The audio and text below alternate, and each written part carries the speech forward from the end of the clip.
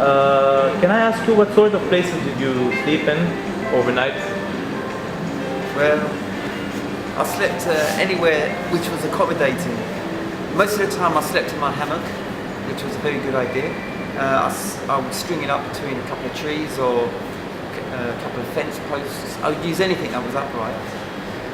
What was important that I had some sort of cover, some sort of shade from people observing me, but also protection from the animals, from snakes, and especially some of the high mountain landscapes. There were bears and wolves.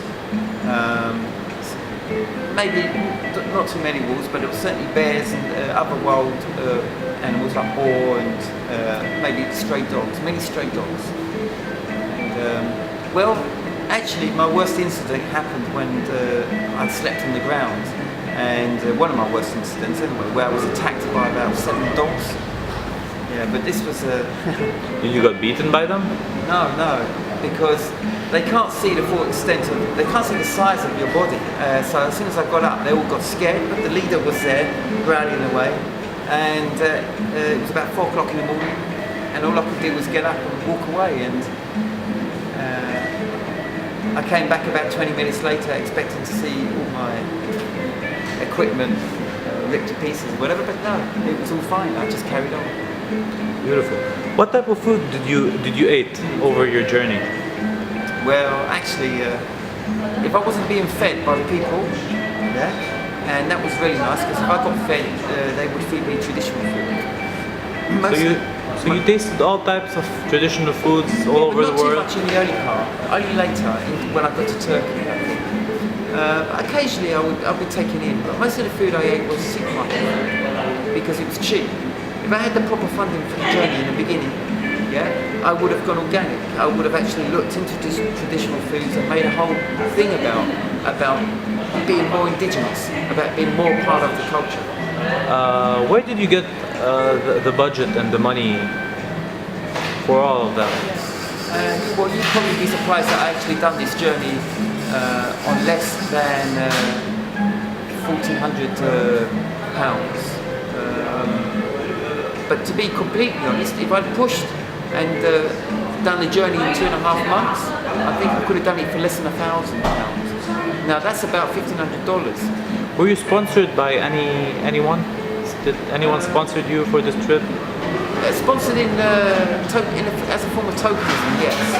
So I was supported by groups or local shops who sold me bicycle equipment, for instance, at cost price with no profit. So I was still paying for it. My bicycle needed hand-built wheels to ensure that I could make this journey with as little problem as possible. And they have been absolutely superb, but they cost me £200. So this is part of my overall budget.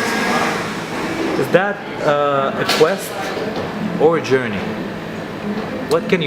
How can you describe this trip? Well, it's an interesting question, because it could be a fine line between them. If it was a quest, it was one that was God-given. Yeah. I mean, at any stage I could have pulled out, but I was enjoying it too much. I was too passionate about the whole thing. It was like I was supposed to be on this journey. That's why it felt like a quest. So you're searching for something? Are you searching for something? By traveling the world, seeing all of these cultures, knowing all of these type of people? It is like I'm searching, it is like I'm looking for, it is like I'm waiting for something to end. It's really interesting. You can't define it exactly, but there needs to, it's like something needs to end. And as I was saying before, this for me feels like a genetic unfolding. So you're like giving the right for your genetics to evolve. Yeah. It's like, can I put it bluntly? It's like I came out here to see how the end of my life would be. Whether I would actually fulfill some great mission in the world, die for my cause, or just simply get old. I'm not really sure, but it felt like it was a real important time in my life. What did you learn on this experience? Have you learned anything special until now, since you didn't complete the whole world yet? Yeah, I think I learned something about.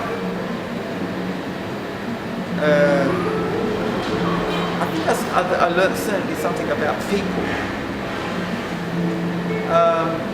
That the biggest thing I learned was that I do create my own reality, and I think people I attract the right people because that's the people I need on my journey, and so I attract friendly people and helpful people.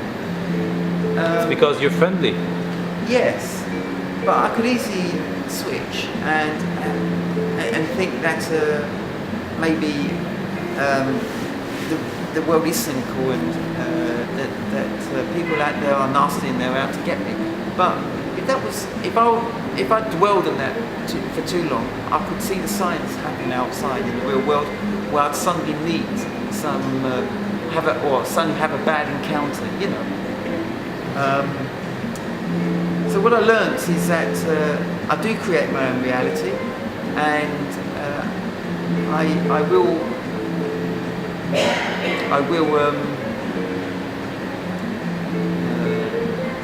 will continue on this journey so long as the same values that I had at the beginning are sustained. If for any reason I cannot maintain my outlook to the world, my sort of passivity, my sense of like something special is happening in my life, then if I can't maintain that, I will stop the journey. Well, I think you won't because from what we see out of you, you're a great person, and you have such a charisma, such a charismatic person, such a nice and deep person. I would say something though. There are times when people can be really demanding, right? And I've gone beyond my normal personality and actually given. There are times when people say, come, play for me here, do this, play this. I mean, my guitar's been an excellent visa for friendly relations. There's no doubt. I've played much music along the way. But like, there are times when I think the people are just asking too much, and really I need my space, my solitude. And I look for my mountain again, you know. How hard it is to be in a trip like that? To be in a trip with wilderness, nature. Well, I think this is the easiest part of the journey, because this is what made my journey so beautiful, really, and the fact that I could balance the solitude with the busyness of interaction. You know, the fact that I had this almost like sacredness with nature, where nature provided the most simple environmental conditions that I could ever ask for, and it felt like that's all I ever needed. It felt like I perfected life in those moments where it was just me and a landscape. You know. What country did you visit so far, and what are you planning to visit? Which countries? Yeah, what countries so far? Well, I started France. Well, actually, I started in Spain, excuse me. And then I went to France, Italy, only the northern part of Italy, Slovenia, which is very memorable. I love Slovenia. Croatia and Bosnia, things got difficult. I moved into parts of Serbia, or at least the Republic of Serbia, where the people were living in a form of segregation amongst Bosnians. And then back down into Croatia before moving into Montenegro, Albania. Beautiful people in Albania, fantastic. And whatever people have said to me about Albania, go there, visit. It's a very beautiful country. Macedonia, into Greece, only the northern part of Greece, to Thessalonica, the second biggest city in Greece. Then into Turkey, to Istanbul, down into Cyprus. From Cyprus I went back to Turkey and then took the boat to Tripoli in Lebanon. And from here I went to Syria just for a moment. I tried to go through Syria to get to Jordan, but I didn't have a visa, and actually believe that I was actually being God guided, because within a few days of that, the troubles really escalated in Syria. So I turned back and decided that I'm going to take a tour of the whole of Lebanon. So I've been around Lebanon and hope to finish my journey visiting Cedars, back to Cyprus, and then back to Spain. Any hard times Hard times? in this journey? Not for any length of time. If I had any hard periods, it wasn't physical. They were more to do with mental conditions, really. There was one moment though when I was going through Greece and Turkey when I became very physically ill. Because of my whole approach to illness and suffering is one that's based on it's a learning experience, and you must be able to put up with it, and your body's actually telling you something, and there's something to be gained from it, yeah? Because of this philosophy I have towards suffering. There was one instance where when I was leaving Greece, I went for a swim in the sea, and I slept on the beach, and I woke up in the morning and there was a few spots on my belly. It was raining all day. I was stressed out, but I was still operating on a very